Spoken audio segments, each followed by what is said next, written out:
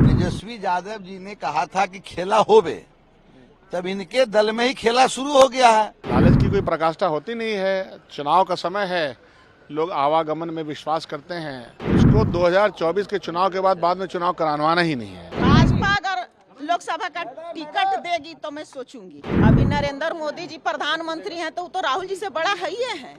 हम लोग तो किसी को तोड़े नहीं है। तेजस्वी यादव जी ने कहा था कि खेला होवे, तब इनके दल में ही खेला शुरू हो गया है। हम लोग इनको एक खिलौना देते जा रहे हैं कि तो खेलते रहिए। और ये कौन कौन संकल्प यात्रा पर निकले हैं, तो पहले लोगों को बताना चाहिए कि 1990 से 2005 का जो दौर था, माता पिता का जो राज था, वो बताना चाहिए कि कितना घोटाला हुआ, जमीन लेके नौकरी दिया गया, अनेक घोटाला, चारा घोटाला हुआ, अपराधी कैसे अन्य मार्ग में शरण लेते थे। आज अन्य मार्ग में नीतीश कुमार जी के राज में अपराधी अगर अपराध करता है तो उसको पाताल से ही खोल दिया जाता है। ये आने वाला चुनाव में बिहार की जनता जवाब दे देगी। हमको अपने पार्टी से कोई नाराजगी नहीं है। पार्टी के सिंबल पे मैं विधायक बनी हूँ और हम अपने पार्टी के शीर्ष नेताओं से यही कह रही हूँ कि मुझे भी सांसद बनने का मन कर रहा है। हमको भी नवादा से कांग्रेस टिकट दे। भाजपा अगर कांग्रेस टिकट देगी तो भाजपा अगर लोकसभा का टिकट देगी तो मैं सोचूंगी। अब यहाँ के बड़े बड़े नेता जब पाला बदल लेते हैं तो हम छोटा लोग भी समय आएगा तो कुछ कर। आपकी राहुल गांधी से ज्यादा बड़ा व्यक्तित्व तो मोदी जी का है। अभी नरेंद्र मोदी जी प्रधानमंत्री हैं तो वो तो राहुल जी से बड़ा है ही है।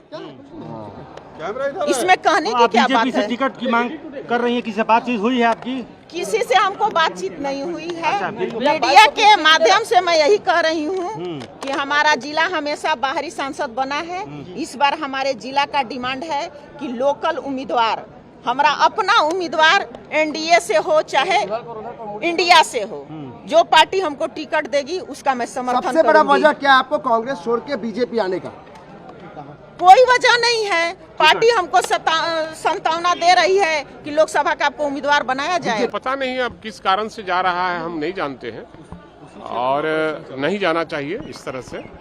और जिस पार्टी का दामन आपने थामा है, फिर आप नहीं वापस आइएगा, ये भी मैं कह रहा हूँ। सर, नेतृत्व पर भी सवाल है? नहीं, कोई नेतृत्व पर सवाल नहीं है। इसको डिफाइन करेंगे कि लालच की कोई प्रकाष्ठा होती नहीं है। चुनाव का समय है, लोग आवागमन में विश्वास करते हैं। वैचारिक पटल मजबूत नहीं होता है, पैसा को देख करके दिमाग खराब हो जाता है।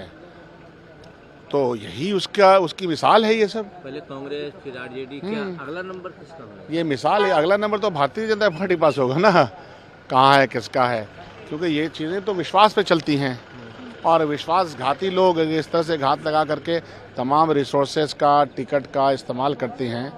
पद प्रतिष्ठा पाने के बाद अगर जाते हैं तो जाहिर सी बात है कि इसको क्या कहा जाएगा? ये क्या है, उसको मतलब गंदी राजनीति कहेंगे? नहीं, गंदी राजनीति तो गंदी, भ्रष्ट, लोकतांत्रिक व्यवस्था को कमज़ोर करने वाली, और भाजपा इस तमाम खेल में शामिल रहती है। उसको कोई मतलब नहीं है कि देश में लोकतांत्रिक व्यवस्था बनी रहे। इनकार नहीं कर सकते हैं क्या कि भाजपा आने वाले दिनों में जेडीयू को भी तोड़ सकती है? हाँ, जेडीयू को भी तोड़ सकती है। अरे वो कुछ भी कर सकती है।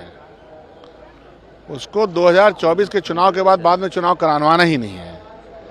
तो वो जिस लिहाज से आगे बढ़ रही है, तो वो तो खतरा मंडला रहा है हमारे एक जो पूरी डेमोक्रेटिक प्रोसेस है इस देश में।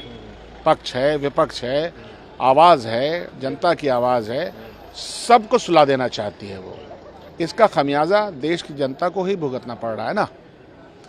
कल को कोई विपक्ष, कोई आवाज़ नहीं रहेगी।